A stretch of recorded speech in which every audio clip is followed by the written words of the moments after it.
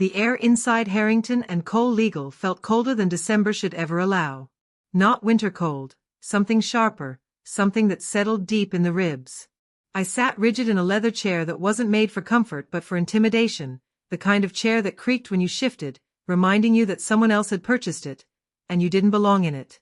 My brother Cole lounged beside me, legs sprawled, tapping his Mont Blanc pen against the table like he owned the place. To be fair, he looked like the type who would own it. Tailored charcoal suit, watch worth more than my apartment, hair gelled into that polished confidence our parents applauded from the moment he learned to walk. My mother sat across from me with the posture of a queen, shoulders straight, pearl earrings glinting under the chandelier. And my father, with his silver cufflinks and quiet pride, looked like he already knew the results of today's performance. I kept my coat on. Not for warmth.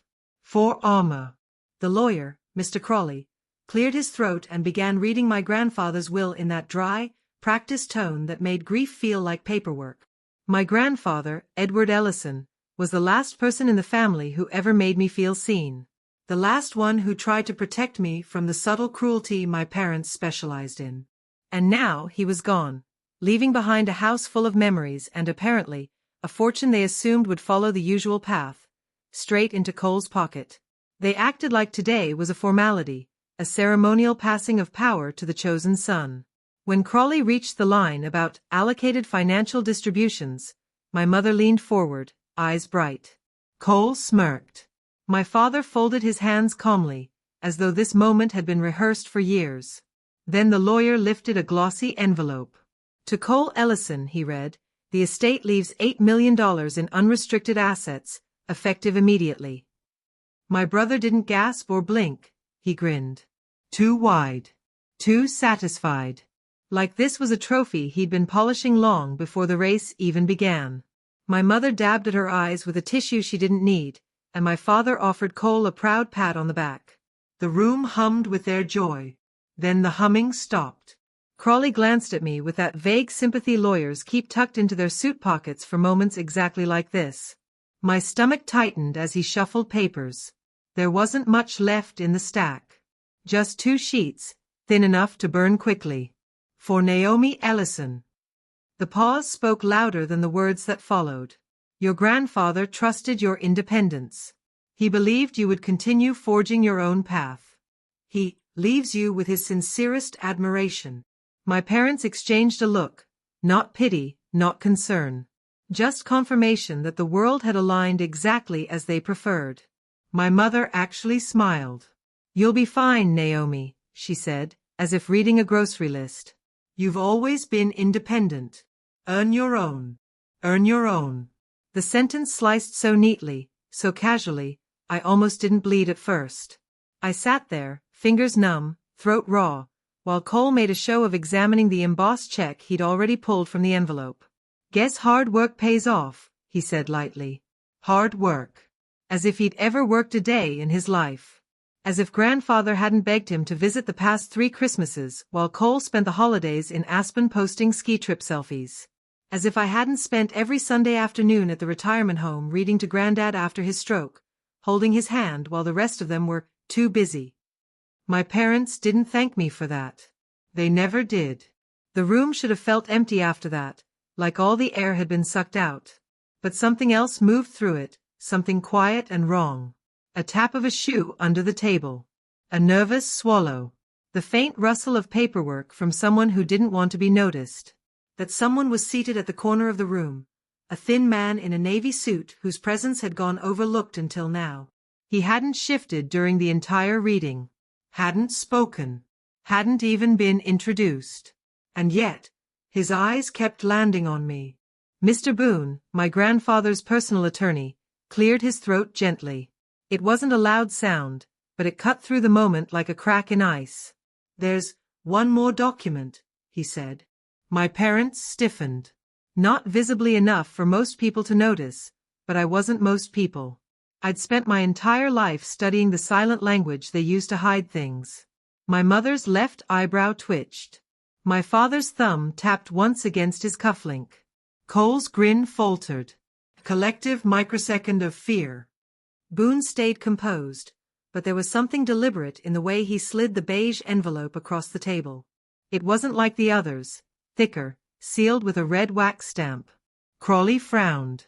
I wasn't made aware of any additional documentation. That's because Mr. Ellison requested it remain separate, Boone replied softly. He left instructions that it only be opened here, today, in the presence of the entire family. My mother's jaw tightened. I wasn't informed of this, she said. You weren't supposed to be, Boone answered. No apology. No hesitation. My father leaned forward. This wasn't part of the estate planning process. There must be some mistake.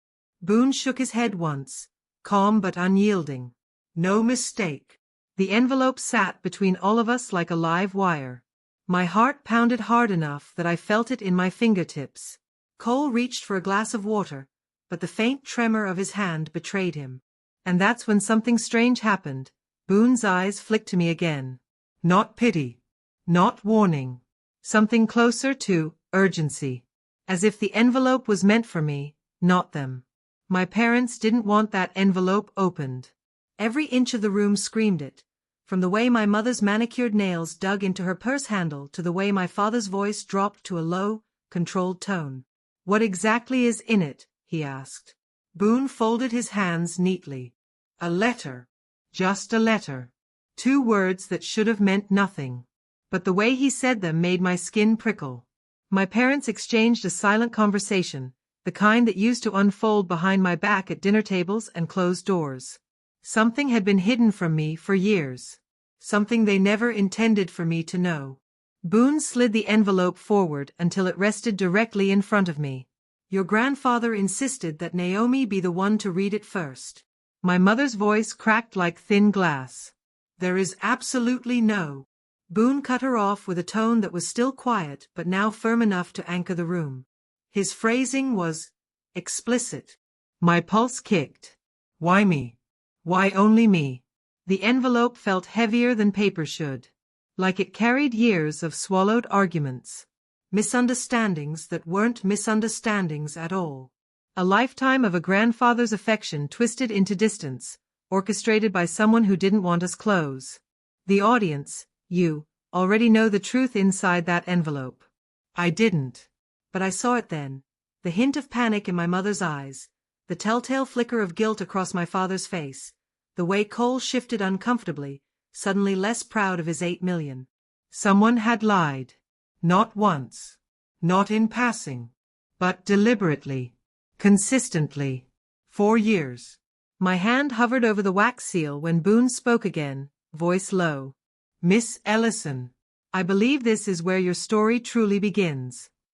And in that moment, in that breathless, icy stillness, I felt it. The ground of my life tilting. A truth clawing its way upward, refusing to stay buried. Something bigger, darker, and far older than today's betrayal, finally pushing through the cracks. The envelope waited. So did the truth. And when I opened it, everything I thought I knew about my family would split clean down the middle. Redwood Valley Farm looked smaller than I remembered, or maybe it was me who'd grown around the absence. The wind carried that familiar smell of pine and distant snow, brushing against the wooden porch like it was trying to nudge old memories awake. The farmhouse stood with its faded red siding and stubborn shutters, the same ones my grandfather used to fix every spring even when they didn't need fixing. And standing in front of it again felt like stepping into a past I was never supposed to reclaim. The lawyer Boone insisted his next instructions could only be handled here. Not at the firm. Not in town. Here, deep in northern Montana, in a valley where the mountains felt close enough to lean on. I hadn't driven this long dirt road in almost 2 years. Not because I didn't want to, but because every attempt ended with someone blocking the path. Every time I'd called to visit, someone had fed me the same lines. He's resting right now. He's traveling. It's not a good time. He said he'd rather not be disturbed. That someone was always Cole. My golden brother. My family's prized invention. The one who smiled too sweetly for someone who hid a knife behind his teeth. I didn't know yet what he had done. But the audience, you, already do. You know he'd been pulling strings long before today. I stepped onto the porch and hesitated at the door. My last memory of this place rushed back with the crisp air. My grandfather sitting in his favorite armchair, a blanket over his knees, calling me kiddo, while he told me the same story about how he met my grandmother. His laughter used to vibrate through these walls. But that laughter was gone now, replaced by a silence that felt accusatory. I raised my hand and knocked. The door opened. Slowly. Cautiously. And then she stood there. Evelyn Ellison. My grandmother. Her silver hair tied loosely, her eyes the same deep hazel as mine. For a breath she didn't move. She just looked at me, really looked at me, as if trying to match the person in front of her with the portrait she carried in her heart. Her lips parted, trembling. Naomi, she whispered, almost like she didn't trust the word. Yes, I managed. Her hand flew to her mouth. Tears gathered instantly, not the quiet misting kind, but the sudden warm overflow that only comes from heartbreak layered over love. Why didn't you ever call us back? She breathed. Why didn't you answer? He waited for you. He waited every day. The ground fell out from under me. Because I had called. I had texted. I had begged for updates. I had driven here, only to find the house empty, or so I was told. He waited for me. Every day. And he died thinking I left him behind. I did call, I said, barely a whisper. Grandma, I did. I swear I. Her expression sharpened in confusion and pain. Then why didn't you ever respond to us? Why didn't you come when we asked? Why did you? Her voice cracked. Why did you disappear? A cold ripple slid down my spine. Disappear? I had messages, dozens, that no one had answered. Texts that never got through. Calls that went straight to voicemail. And visits that ended with a locked door and a dark house. I never got anything from you, I said. Nothing. I thought. I swallowed hard. I thought you didn't want me here. My grandmother stepped aside and motioned me in. Her movements were stiff, as if she wasn't sure her own memories could be trusted anymore. She led me into the kitchen, the same one where my grandfather used to make pancakes every Sunday no matter how old I got. The same yellow curtains she'd sewn herself. The same refrigerator covered in old family photos. Except, my face didn't appear in any of them past age 12. As if I'd been carefully cut out. As if I'd never grown up at all.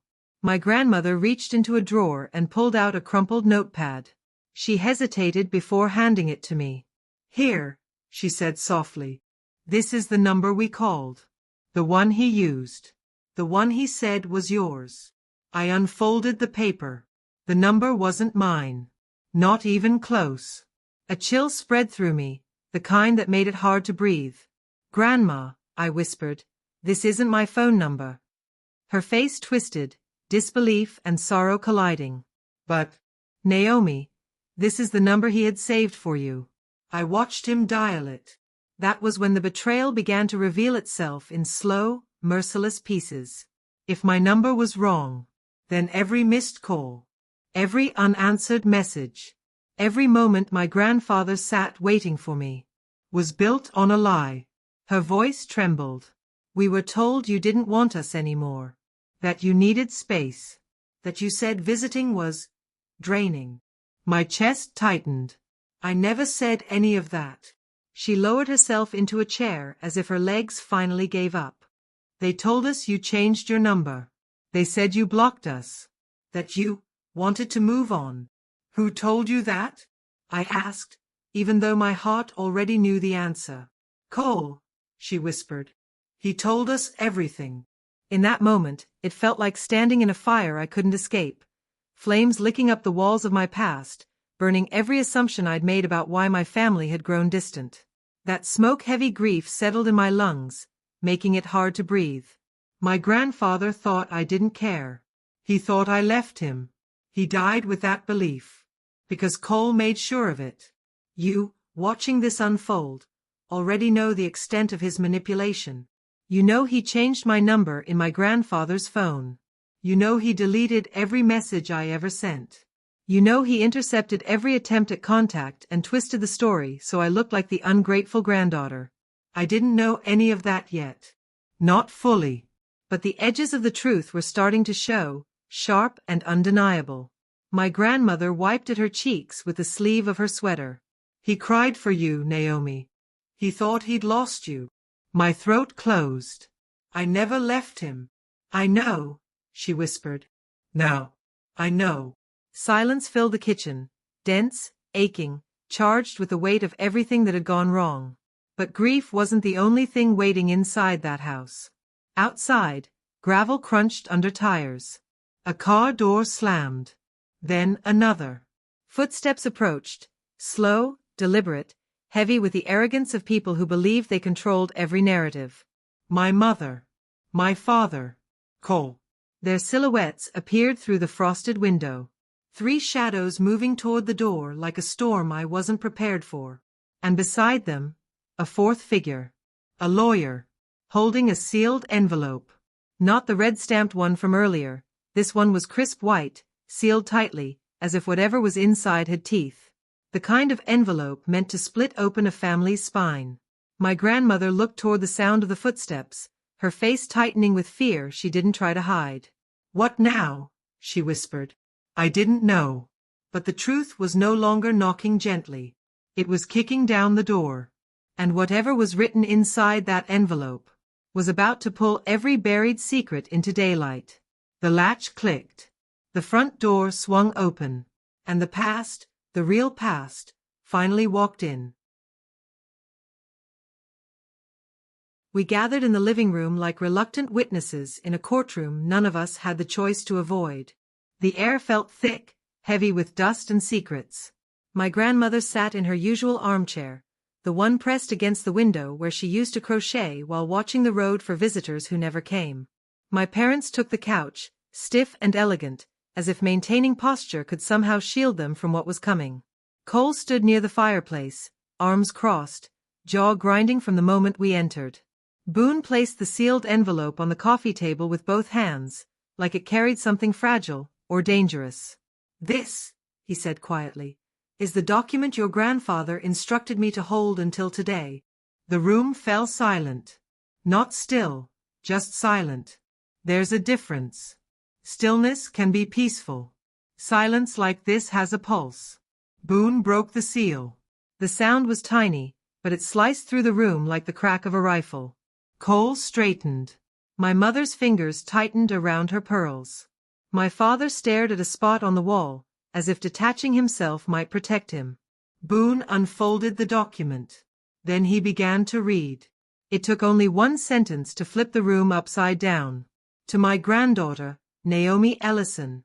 I leave the Silver Trace Research Lodge, all equipment, all patents, all accounts, and all associated land. My breath caught. Grandma Evelyn's eyes widened. My mother's reaction was too fast, a sharp inhale she tried to hide. My father's hand clenched. And Cole didn't move at first. He just blinked. Hard. As if his brain needed a second to reboot. The Silver Trace Research Lodge wasn't a property. It wasn't a cabin. It wasn't a sentimental token. It was my grandfather's life's work, a sprawling wildlife research facility with millions of dollars in equipment, grants, and intellectual property. A place he built from the ground up, the project he talked about every holiday, the mission he believed would outlive him. Scientists knew the name. Environmental agencies respected it. And my parents, they wanted it. For prestige. For profit. For whatever legacy they thought they deserved. But he gave it to me.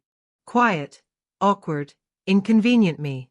The weight of that truth settled over the room like a storm cloud ready to split open. Before anyone could process, Boone continued, his voice steady. And any remaining estate, financial and otherwise, shall be split equally between Naomi and Cole. That was when the explosion hit. What? Cole's shout was so sudden my grandmother flinched. He took a step toward Boone, face flushed with disbelief. You're joking. You have to be joking. I didn't even visit him. I was the one here. I took care of him. She abandoned him. She doesn't deserve any of this. The venom in his voice startled me. Not because he was angry, I expected anger, but because he said it with such certainty, as though he genuinely believed the lie he'd created. My mother didn't come to my defense.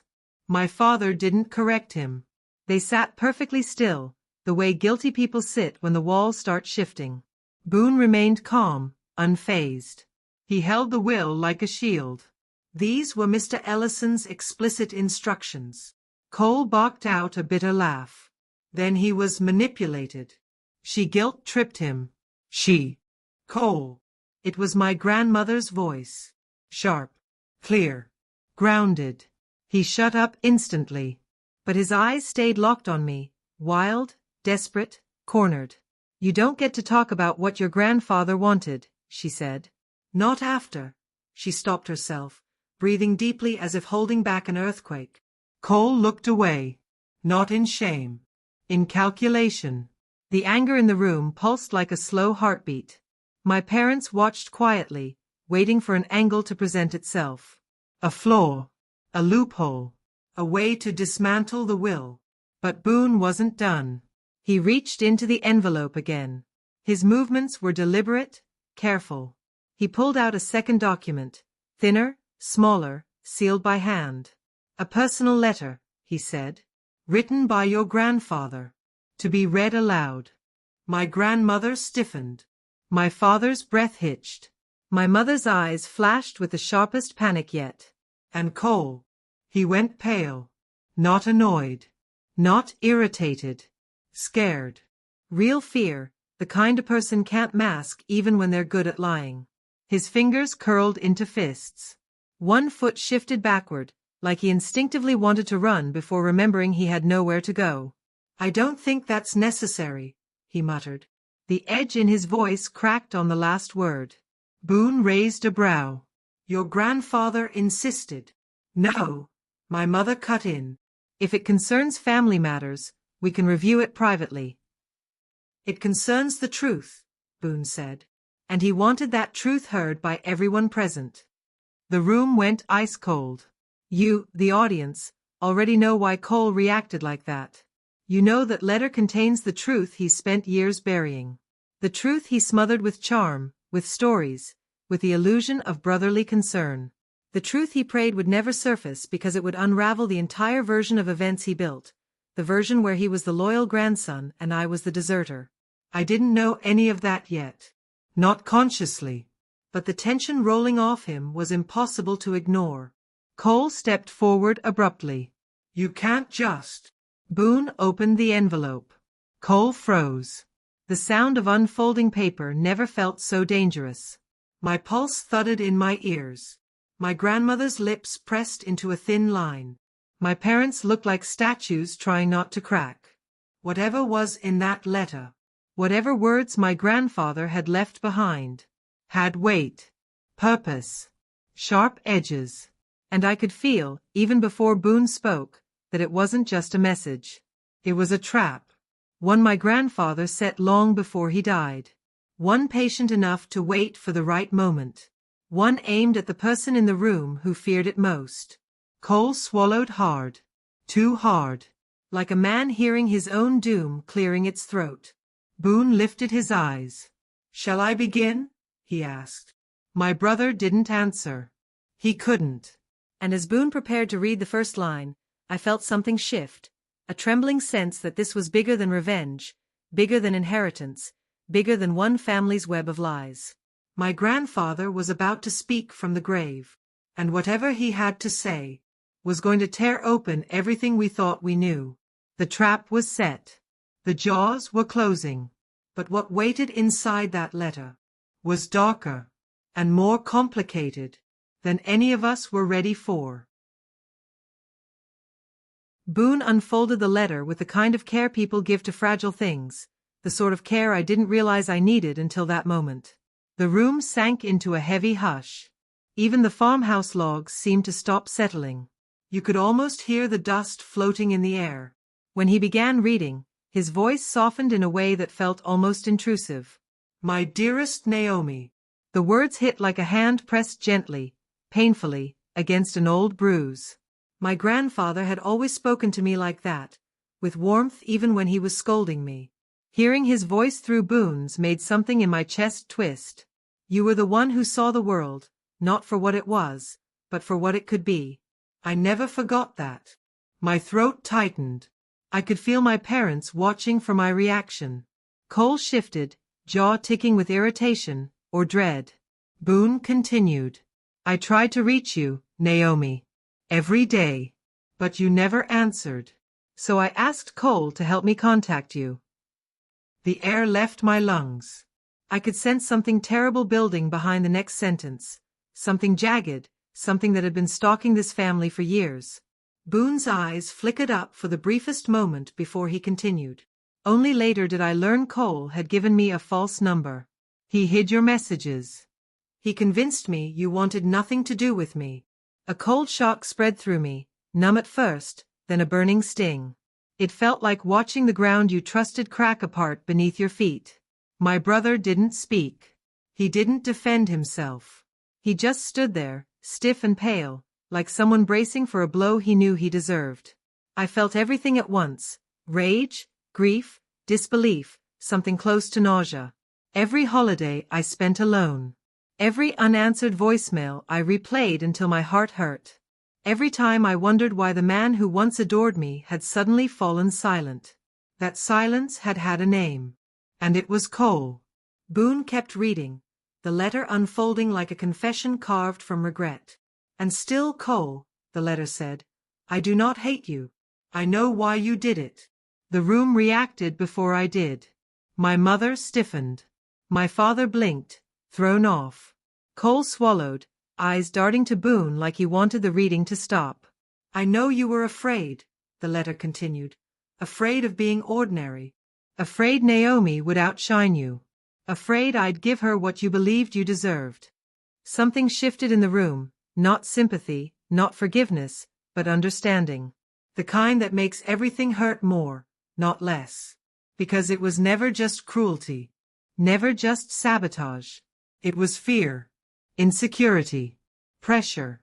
The kind of pressure parents place on a golden child they polish so aggressively he never gets to be human. I thought back to all the times Cole had snapped at me for succeeding, even in small things.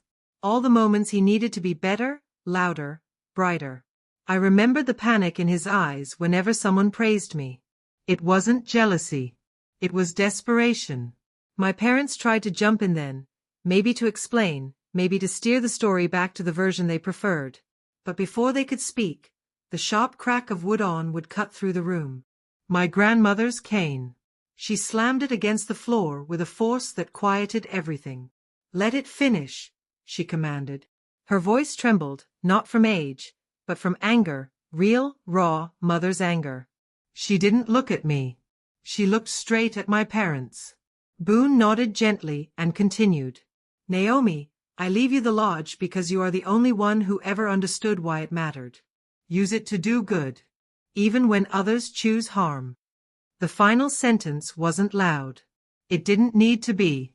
Those words settled into my bones with a weight I couldn't describe. My grandfather had believed in me. Even when he thought I had abandoned him, he still believed. That realization hollowed me out. Then filled me. Then broke me all over again. By the time Boone folded the letter, the silence in the room wasn't just heavy, it was suffocating. I lifted my eyes to Cole. He wasn't angry anymore. He wasn't smirking. He wasn't hiding behind charm. For the first time, I saw guilt crawl across his face. Real guilt, the kind people spend years avoiding. But underneath the guilt was something sharper. Fear. Not fear of punishment. Not fear of me yelling. Not even fear of losing money. Fear of what I would become now that the truth had finally been placed in my hands. Fear of the version of me he'd tried so hard to erase. The version my grandfather had trusted. The version who now held the only thing Cole thought made him valuable. I didn't say a word. I didn't need to. The truth had already carved its way through the room, exposing every lie, every manipulation, every quiet betrayal. Cole looked at me like he was waiting for judgment. Waiting for revenge. Waiting for me to unleash everything he'd earned. But revenge wasn't the first thing that rose inside me. It was grief, sharp and deep, for the years I lost, the memories stolen, the love that went unanswered. It burned so hot it felt cold. And in that coldness, something far more dangerous began to form. Not a scream. Not a curse. Not even fury. Resolve. My brother saw it forming. That was why he flinched when I finally met his eyes. He expected rage. He expected threats. He expected the explosion. What he got was something much worse. Silence. A silence that promised the story was far from over. A silence that told him I wasn't done, not by a long shot. A silence that made him afraid of what I would do next. Because for the first time in my life, the power in the room wasn't his. It wasn't my parents'. It wasn't even Boone's. It was mine. I didn't storm out of the house like a heroine in some dramatic movie. I didn't slam doors or shout curses or demand justice. I didn't have the strength for theatrics. What I felt was heavier than anger, thicker, deeper, the kind of weight that sinks into your bones and drags you down from the inside. So I slipped out the back door without a word. The porch boards were cold beneath my palms as I steadied myself. The Montana wind pressed against me with a strange, icy gentleness, like the world was trying to hold me up because my own legs couldn't. The sky above Redwood Valley Farm was darker than I remembered, and somehow that made everything worse. It felt like the place that once meant childhood summers and warm hands and stories beneath the pines had been rewritten into something sharp enough to cut. I didn't cry at first. I just stood there, staring out at the empty fields, trying to understand how the truth could hurt in so many different directions. My grandfather had loved me. He had reached for me. He had waited for me. And I never came. Not because I didn't want to, but because someone made sure I couldn't. That thought cracked something open inside me. I pressed my hands to my face and exhaled, but the breath came out broken. The cold air blurred into fog around my lips. My chest tightened until it felt like a fist squeezing my ribs from the inside. What do you do when the people who raised you were the ones who erased you? I didn't know anymore. I sank down onto the wooden steps, and that's when the shaking started. Not violent, not visible to the world, but deep, like the tremor of something collapsing inside me one beam at a time. My grandfather had died thinking I didn't care. He died waiting for a call I had made. He died believing lies told by the people I trusted. The betrayal didn't hit me like a single blow. It seeped in slowly, like cold water rising around my ankles, then my knees, then my throat, until the chill was all I could feel. And beneath the grief, beneath the disbelief, another feeling began to take shape. Not rage. Not yet. Something darker. Heavier. Quieter. A desire to make someone hurt. It frightened me because it didn't feel wild or uncontrolled. It felt calm. Reasonable. Like the most natural next step in a world that had already burned every bridge I tried to cross. I imagined confronting Cole. I imagined watching my parents' faces as their lies unraveled in front of them. I imagined reclaiming every piece of my life they stole and leaving them with nothing but the wreckage of their choices. For the first time, I didn't feel guilty about those thoughts. For the first time, I wanted them to feel what I felt. Confusion, abandonment, that quiet ache of realizing you were disposable when it mattered most. Revenge wasn't a scream in my mind. It was a whisper. A gentle encouragement. A hand on my shoulder telling me that I had every right. And maybe I did. But sitting there on the porch, I realized how thin the line was between being hurt and becoming the person who hurts back. One step in the wrong direction, and I could lose myself entirely. One decision made in pain, and I'd be no better than the brother who stole pieces of my life without ever asking. That thought didn't stop the darkness. It only made me more aware of how easy it would be to let it grow. Behind me, the voices inside the house rose and fell. My parents' sharp tones, Cole's frantic pacing, the lawyer's firm, exhausted attempts to keep control. It was a storm I had stepped out of, but its thunder still echoed through the walls. I rubbed my thumb over the wood grain beneath me and tried to breathe through the ache spreading across my chest. The farm looked so peaceful, so unchanged. It felt wrong for the world to remain still when everything inside me was crumbling. I thought of my grandfather sitting out here with me years ago. He'd point out constellations, teach me their names, tell me stories about the wolves he tracked and the land he protected. He always said the world made more sense under the stars. But tonight, the stars didn't show up. Neither did comfort. Neither did clarity. I didn't hear the back door open. The wind carried the sound away. What I felt first was the presence. Someone stepping onto the porch, someone who wasn't storming or shouting or demanding to be heard. For a moment, I didn't move. I couldn't. I was too tired to brace myself for another confrontation. But the footsteps stopped a careful distance away. Not close enough to corner me. Not far enough to pretend indifference. When I finally turned my head, I expected my mother's tight disapproval or my father's cold disappointment. I expected Cole's defensive bravado or Boone's professional sympathy. It wasn't any of them. It was Evelyn. My grandmother stood there with her hands clasped together, her eyes soft in a way I hadn't seen since I was a child. She looked smaller than I remembered, older, more fragile, but somehow stronger too, like she was the only stable part of this fractured house. She didn't rush toward me or reach out or try to fix anything. She simply eased herself down onto the porch beside me with a kind of care only someone who had lived through many storms could understand. We sat there in silence for a long moment. The wind moved through the trees. The night breathed around us. My chest tightened again, but for a different reason this time. Because she didn't come outside to convince me I was wrong, or to tell me to forgive, or to defend anyone. She came because I was alone. And that simple act felt like the first piece of kindness I'd felt in years. You didn't abandon us, she said softly, her voice thin but steady. We were made to believe you did. That's not the same thing. Her words hit me like warmth after frostbite, painful at first, then soothing in a way I didn't know how to accept. I swallowed hard. I don't know what to do anymore. I know, she whispered. And that's why you don't need to decide anything tonight. The sound of her voice cracked something inside me that anger never could. I didn't break into sobs. I didn't fall apart. But I leaned toward her, just slightly, because for the first time since the moment I stepped onto that porch, I didn't feel completely hollow.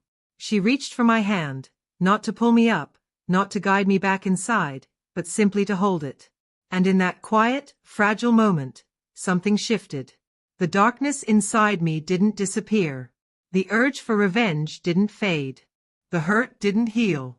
But I wasn't standing at the edge of that moral cliff alone anymore. And that changed everything. Who approached me with kindness was the last person I expected. And the next of this story, the part where choices begin to shape destinies, was waiting just beyond the porch light. Later that night, the farmhouse was quiet, but the silence wasn't empty. It was heavy, layered with the weight of words spoken and unspoken, lies exposed, and truths clawing their way into the light. The wind brushed against the farmhouse windows, rattling them gently, like some distant observer reminding us that the world kept turning even as our lives felt suspended on a thread. I didn't expect him to find me. Not tonight. Not after everything that had happened. But footsteps approached from the side of the house, careful and deliberate, hesitant, as if each step carried the weight of guilt in the dirt. Cole. He didn't swagger in, didn't wear that self-assured, untouchable charm he perfected over years. There was no smirk, no teasing arrogance. Tonight, he looked human. Small.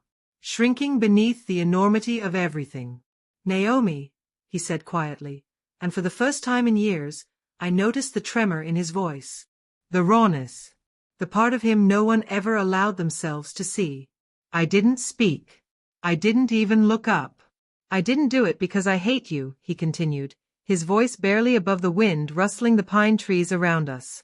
I did it because you were always better. And no one ever said that out loud. Not Mom. Not Dad. Not even Grandpa. I felt my chest tighten. I wanted to respond, to yell, to demand that he justify years of lies, years of absence. But something in his tone stopped me. There was no pride in his words. No attempt to rationalize. Just a trembling, naked truth that even he didn't seem to enjoy saying. You think I got everything? I didn't, he said, and this time I flinched at the honesty in his confession. I was the one they pushed. I was the one Dad shoved toward success because he wanted a perfect son. I was drowning in expectations, and I thought if Grandpa chose you, I'd be nothing. Just nothing. Forgotten. Ordinary. He paused. Closed his eyes briefly, as if saying the words aloud hurt more than the consequences ever could. I could see him. Really see him. Not the golden child, the smiling, charming Cole who hid knives in velvet gloves. I could see the scared little boy who spent his whole life trying to be everything everyone demanded, terrified that being human, being flawed, wasn't enough. It wasn't an excuse. Not for what he did. Not for the messages he deleted, the doors he closed, the years he stole from me. But it was truth, raw, ugly, and painfully human. And truth hits differently when it's spoken honestly. I thought if I could control it, he whispered, voice breaking now, if I could make sure Grandpa never knew how much I envied you, then maybe I could survive. Maybe I could feel like I mattered without being second to you. I stayed silent. The cold Montana air wrapped around us, but it didn't touch the fire building in my chest, the mixture of anger, betrayal, and something strange, uncomfortable, understanding. I was terrified, he admitted, voice cracking like thin ice. Terrified that you'd outshine me. Terrified that you'd get the love and respect and everything I'd been chasing my whole life, and I'd just be nothing. Ordinary. Invisible. Like I didn't exist except as the perfect son in my father's eyes. The wind picked up again, bending the pine trees and scattering a few loose leaves across the porch. Cole didn't flinch. He didn't step back. He stayed there, like he had no one else to speak to, like the porch and the stars were the only witnesses he could trust. You can hate me, he said finally, voice low, almost pleading. You should. I deserve it. I destroyed more than you realize. I stole years of your life. I lied to Grandpa. I stole him from you. I felt my heart clench. I could hear the echoes of everything he had done, the missed calls, the blocked messages, the careful manipulation, but I could also see the shadow of the boy who had been buried under parental pressure, jealousy, and fear.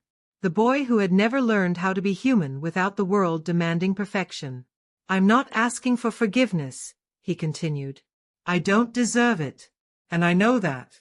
But please, his voice faltered, don't let me take the lodge from you. Don't let me make you pay for what I did by losing yourself in revenge. He built that for you. And you're the only one who can make it mean something. I froze. The words struck me harder than the letter had. Not because they absolved him, but because they shifted the battlefield entirely. He wasn't asking for absolution. He wasn't asking me to let go of the pain he caused. He was asking me to see beyond him, beyond the lies, beyond the years stolen. He was asking me to choose myself. I wanted to scream. I wanted to throw the weight of all my grief, my rage, my betrayal at him and watch him crumble under it. That dark, cold temptation was still there, alive, insistent, but it felt smaller now, dwarfed by something larger, responsibility. Responsibility to honor the man who loved me unconditionally. Responsibility to become the person my grandfather believed I could be. Responsibility to choose a path that wouldn't make me a mirror of the villain who had hurt me the most. You've no idea how much I hate myself right now, Cole admitted, almost whispering the words directly into the night. But if you become what you can be, if you do right by him, then maybe the lies, the manipulation, the hurt, none of it wins. None of it matters in the end. But if you let me drag you down with me, then everything he cared about dies with me. I felt tears sting my eyes, not just from anger, but from the impossible complexity of it all. Here was the person who had caused my deepest wounds, standing in front of me, trembling and human, confessing every hidden fear and insecurity that had fueled the betrayal. And he wasn't offering excuses. He was offering truth. I realized in that moment that revenge, however satisfying it might have seemed in the cold logic of pain, wouldn't heal me. It wouldn't honor the grandfather I loved. It wouldn't restore what I had lost. All it would do was mirror the cruelty and fear that had haunted this family for generations. And maybe that was the hardest truth of all. Cole's eyes met mine, searching, unguarded, desperate for some acknowledgement. Not forgiveness, not relief, not even compassion, but for the recognition that what he had done didn't have to define me.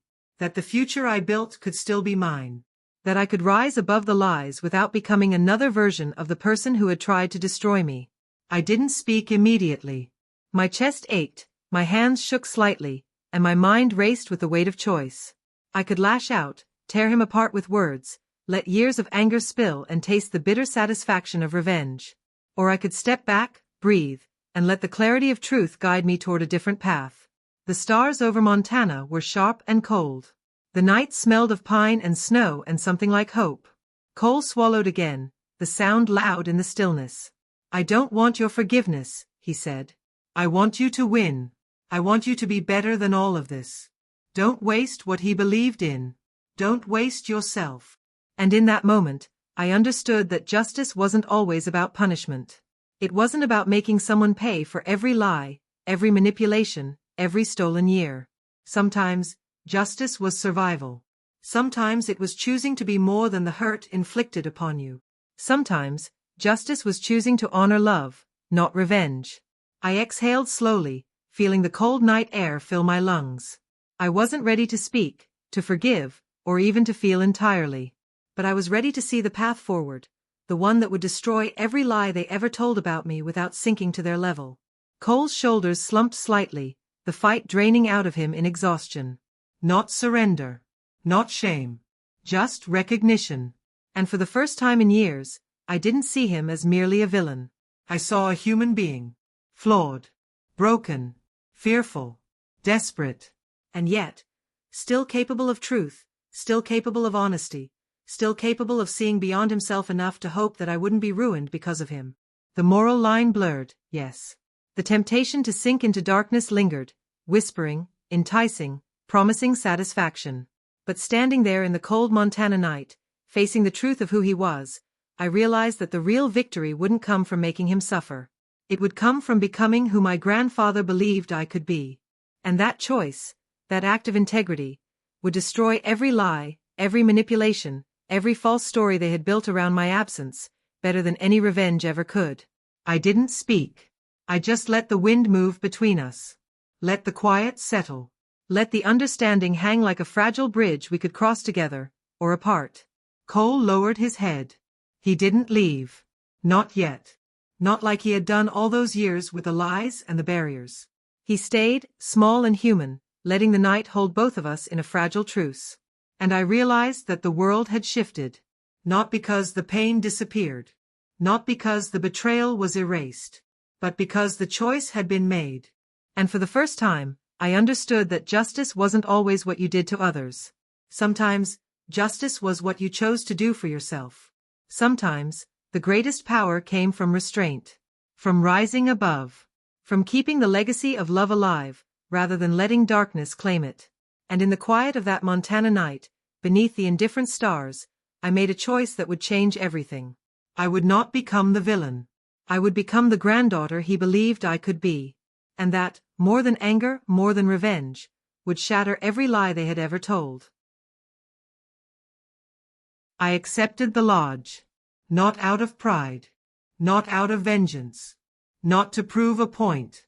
I accepted it because my grandfather had trusted me to. Because it wasn't about money. It wasn't about being right. It wasn't about making anyone pay for the years they took from me. It was about purpose. 2 months later, I moved into Silver Trace Lodge full-time. The building that had once been just a name on a letter, a symbol of what my family tried to control, became the heart of my life. The smell of pine and cedar and wormwood became my morning ritual. I woke to the sunrise spilling across the mountains and breathed in a peace I hadn't known since childhood. The lodge wasn't perfect. It was messy at first, wires tangled, old equipment failing, walls that needed repainting. But I didn't care about perfection. I cared about life, about discovery, about rebuilding something that mattered. I hired young researchers. Bright-eyed, curious, eager to make a difference. Teens and college students who wanted to see the world, not just survive it. We started wildlife programs in nearby mountain schools. We invited kids to track wildlife, to plant saplings, to watch rivers return to life after winter. We taught them to see possibility, not obstacles. The lodge became a sanctuary for ideas. A place where curiosity could breathe, not battles. Where mistakes were celebrated as lessons, not failures. Where growth mattered more than greed, kindness more than appearances. Cole? He didn't disappear. Not completely. Not like the old Cole, hiding behind a perfect mask while the world bent to his will. He came quietly, humbly, sometimes helping teenagers navigate tracking equipment, sometimes sitting with a student who needed reassurance. He didn't speak much. He didn't try to impress anyone. But I watched him learn to be human again. Real. Flawed, yes. But present. He was a small redemption arc, subtle but steady. And watching him slowly reconnect with himself and the world reminded me that even those who hurt you deeply can find a way back, if only they are willing to face the truth. My parents drifted away.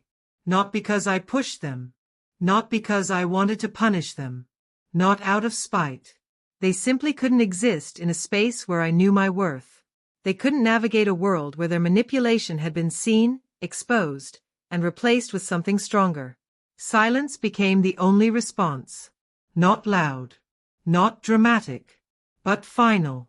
They lost access to me, the one thing they never understood they needed. And in that loss, I realized something important. The people who cannot honor your presence have no place in your purpose. And me? I finally understood what my grandfather meant in his last line. The words he had written, the legacy he had entrusted to me, they weren't about money. They weren't about recognition. Legacy is not what you leave behind. It's what you lift up. I lifted myself first. Not my family. Not my parents. Not even my brother entirely, though he found his own small way. I lifted myself. And in lifting myself, I discovered the kind of revenge that heals rather than destroys. The kind that doesn't burn bridges but builds paths. The kind that doesn't chain you to anger but frees you to grow. I transformed the lodge into a place of learning, of inspiration, of restoration. Each day I spent there reminded me that power isn't in holding on to grudges, it's in choosing growth over destruction. It's in creating spaces that encourage life to thrive, even in places where cruelty once ruled. Cole's presence reminded me that redemption is possible. Quiet. Patient. Imperfect. But real. And sometimes, the people who hurt you the most can teach you something unexpected. Like humility, responsibility, and the courage to face yourself without excuses. Every program we started, every student who laughed as they tracked deer or measured water quality, every moment when I could see curiosity spark in a young mind, those were victories. Small, subtle victories, but infinitely more meaningful than any monetary inheritance or empty recognition could ever be. Even in moments when anger flickered, when I remembered the years stolen, I chose differently. I chose life. I chose purpose. I chose to honor the trust my grandfather placed in me, not by punishing the people who wronged me, but by building something they could never understand, let alone take away. See you. It was the ultimate reclamation. Not of wealth. Not of property. Not of validation. But of identity. Of choice. Of destiny. The lodge was mine, not because I had fought for it, but because I had chosen it. And choosing it didn't mean erasing the past. It meant learning from it. Carrying its lessons without letting it chain me to bitterness. And in that choice, I finally understood something profound. The greatest revenge isn't about inflicting pain. It's about creating life where there was none, opportunity where there was limitation, and light where there was shadow. I looked out across the lodge grounds one evening, snow dusting the mountaintops, the sky painted in deep shades of purple and gold. The building hummed softly behind me, alive with conversations, laughter, and the quiet work of discovery. I felt something I hadn't felt in years. Peace. Not peace because the past was erased, it wasn't. It was still there, etched in the walls of my memory, but because I was no longer defined by it. Because I had reclaimed my story. Because I had become the person my grandfather believed I could be. And that, more than any inheritance or revenge, was the victory I had been seeking all along. If you watch this story, I want you to remember this. Your power isn't in what you take from others. It's in what you build for yourself. It's in the spaces you create, the people you lift, the integrity you hold. True strength comes from growth, not destruction. The lodge became a symbol, not of wealth, not of victory over a family that tried to erase me, but of resilience, purpose, and the enduring power of choosing to rise rather than retaliate. And in that rise, I became a living testament to my grandfather's final lesson. Legacy is measured not by what you claim, but by what you elevate in the world. I didn't lift my family. I didn't destroy them. I lifted myself. And through that, I healed, not fully perhaps, for grief never disappears completely, but in ways that anger alone could never have achieved. So, Venge Tale Story viewers, take this to heart.